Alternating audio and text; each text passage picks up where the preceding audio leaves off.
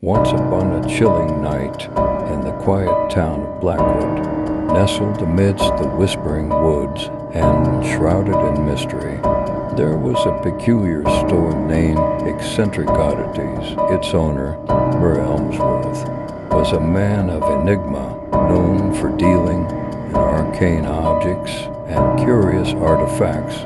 One fateful afternoon, the Holland family, consisting of the parents Daniel and Mary, and their teenage daughter Emily, ventured into Eccentric Oddities.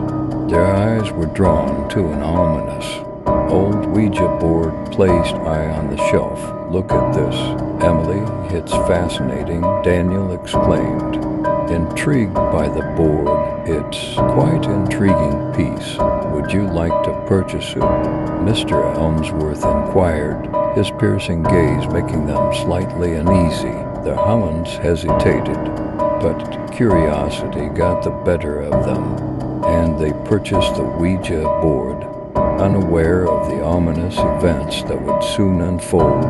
That night, as the clock struck midnight, Emily gathered her courage and asked, "Is there anyone here with us?" The planquette started moving, spelling out a name Anna, frozen in fear.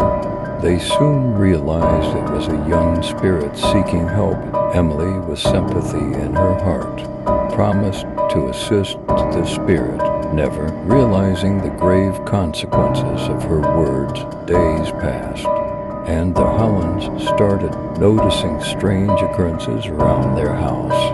Objects would move on their own.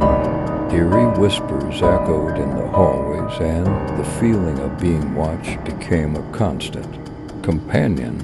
One stormy night, the power went out, plunging the house into complete darkness. The Ouija board, which they had hastily stowed away, called out to them, fearful but curious.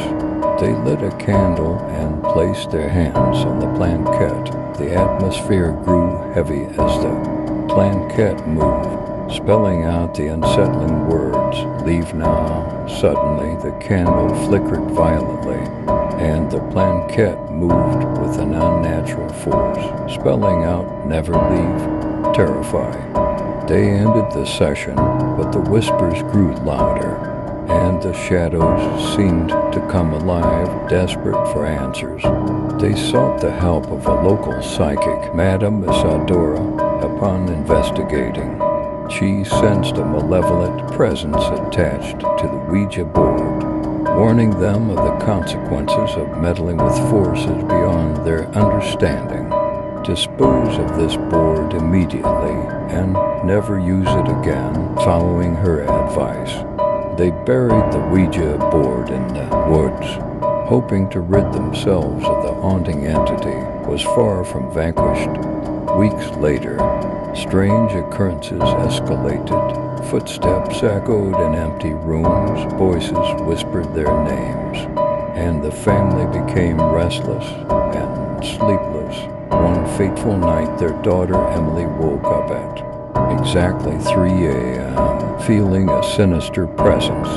She glanced out her window and saw a family cloaked in shadows, standing in their backyard. Staring up at her window, panicked, she woke her parents. But when they looked outside, the mysterious family was gone. They dismissed it as a bad dream.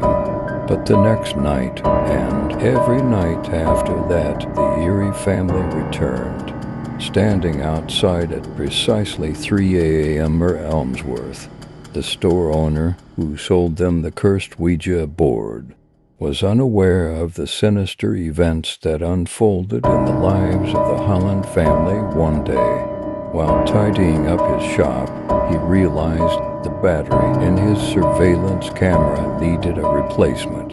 As he browsed through the recorded footage, he stumbled upon a sight that made him stop in his steps.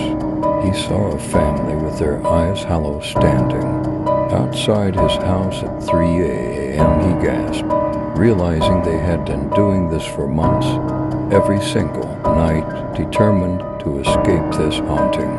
He sold his store and moved to a new house over 3 hours away in a different state. The Erie family seemed forgotten, left behind in the dark corners of his memory. As the years went by, Mr. Elmsworth started anew, finding solace in his new surroundings. One evening, after a long day, he finished his dinner and stood by the kitchen window gazing into the quiet neighborhood. To his horror, he saw a family, their features obscured by shadows, staring back at him from the house next door. His heart raced as he recognized them. It was the family he had unknowingly cursed. How had they found him, frozen in fear?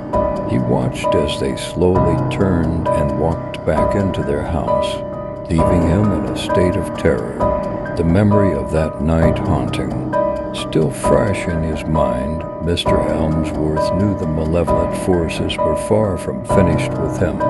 The curse had followed him, and the sinister family was now closer than ever, a chilling reminder of the darkness he had unwillingly unleashed.